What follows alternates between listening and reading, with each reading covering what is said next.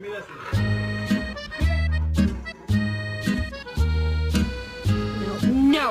No. I really think Butler made her feel younger and actually seen her play with him the most I've ever seen her play with another dog.